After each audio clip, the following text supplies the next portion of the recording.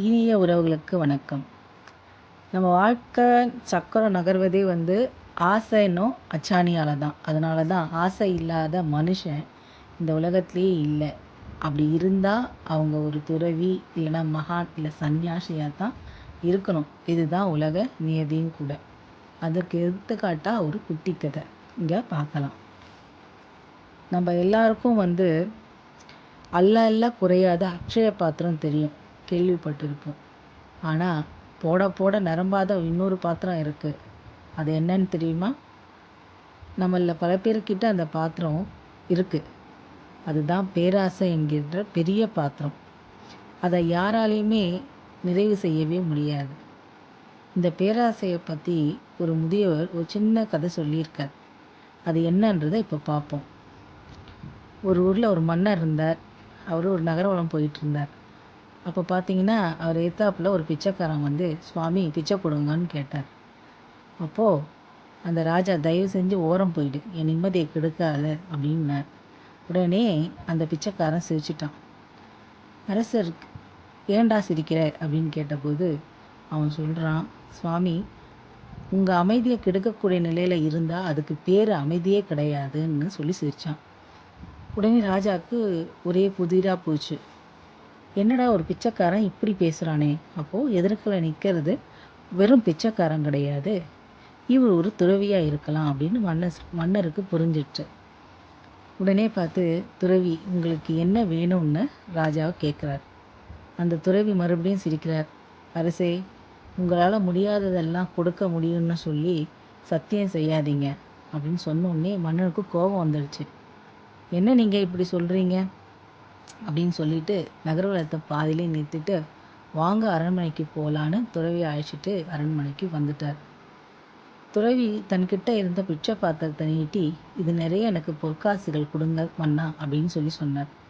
சே, இவ்வளவுதானா அப்படின்னு சொல்லிட்டு கையை தட்டி காவலர்களை கூப்பிட்டு மன்னர் ஒரு பெரிய தாம்பாளத்தட்டில் நிறைய பொற்காசுகளை கொண்டு வாங்கன்னு சொல்லி சொன்னார். அந்த பொற்காசுகள் எல்லாம் அந்த பிச்சை பாத்திரத்தில் போட்டுக்கிட்டே இருக்காங்க. ஆனால் அந்த பிச்சை பாத்திரம் பார்த்திங்கன்னா அப்படியே எல்லா பொற்காசுகளும் வாங்கிட்டே இருக்குது. இந்த மாயா பஜார் படத்தில் அந்த அரக்கன் வாயில் போகிற சாப்பாடு மாதிரி மொத்த காசும் அந்த வாய்க்குள்ளே போயிட்டே இருக்குது. என்னடான்னு அரசர் யோசிக்கிறதுக்குள்ளேயே அரசாங்க கஜானா ஃபுல்லாக காலி ஆயிடுச்சு. மூட்டை மூட்டையாக பொற்காசுகளும் கொட்டியாச்சு. பார்த்தா அந்த பிச்சை பாத்திரம் விழுங்கிக்கிட்டே இருக்குது. கடைசி வரைக்கும் அந்த பிச்சை பாத்திரம் நிரம்பவே இல்லை. அரசர்கிட்ட இருந்த கர்வம் போயிட்டு அப்படியே பொத்துன்னு துறவி கல்லில் விழுந்துட்டார். அப்போ அந்த துறவி சொன்னாராம், மன்னா, இந்த பிச்சை பாத்திரத்தை உங்களால் மட்டும் இல்லை, வேற யாராலையும் நிரப்ப முடியாது. அதுக்கு என்ன காரணம்னா, இது சாதாரண பிச்சை பாத்திரம் கிடையாது. பேராசை கொண்ட ஒரு பெரிய மனுஷன் செத்து போயிட்டான், அவனோட மண்டை ஓடு தான் இதுன்னாராம். பாருங்க, அந்த பெரியவர் சொன்ன கதை இதுதான். செத்த பிறகும் நிறைவே பெறாத ஒரு பேராசை பிடிச்ச மனுஷனுடைய மண்டை ஓடு, அதுவே எப்படி யோசிக்குதுன்னு பார்க்குங்க. இது அந்த காலத்தில் இந்த மாதிரி ஒரு எடுத்துக்காட்டு கதை இருக்குது. இப்போ இந்த காலத்தில் ஒரு சின்ன எடுத்துக்காட்டு சொல்கிறேன் பாருங்க. நமக்கு தெரிஞ்ச ஒருத்தர் கல்யாணத்துக்கு பொண்ணு பார்த்துட்டு இருந்தார். அவருக்கு அழகு, அறிவு, படிப்பு எதுவுமே தேவையில்லை, பணம் மட்டும் இருந்தால் போதும் அப்படின்ற மாதிரி பொண்ணு தேடின்னு இருந்தார். ஒரு தரகர்கிட்ட சொல்லி வச்சுருந்தார். ரொம்ப நாளைக்கு அப்புறம் அந்த தரகர் ஒரு பணக்காரர் கிடைச்சிட்டார்.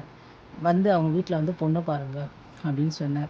சரி, நம்ம ஆளும் என்ன பண்ணார், அந்த பணக்காரர் வீட்டுக்கு போயிட்டு பொண்ணை பார்க்கறதுக்கு ரெடியாக இருந்தார். அந்த பணக்காரர் சொன்னார், இதோ பாருங்க, எனக்கு 20 வயசில் ஒரு மகள் இருக்கா, அவளுக்கு நீங்கள் கல்யாணம் பண்ணிக்கிட்டீங்கன்னா 2 லட்ச ரூபா பணம் தரேன்.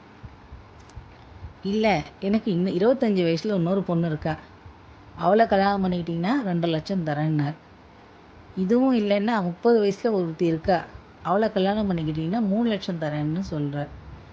இதெல்லாம் கேட்டுட்டு இருந்தேன். அவன் கொஞ்ச நேரம் யோசிச்சுட்டு அந்த பணக்காரர்கிட்ட கேட்குறார், ஏன் சார், உங்களுக்கு 50 வயசுலலாம் பொண்ணு எதுவும் இல்லையா அப்படின்னு கேட்குறார்.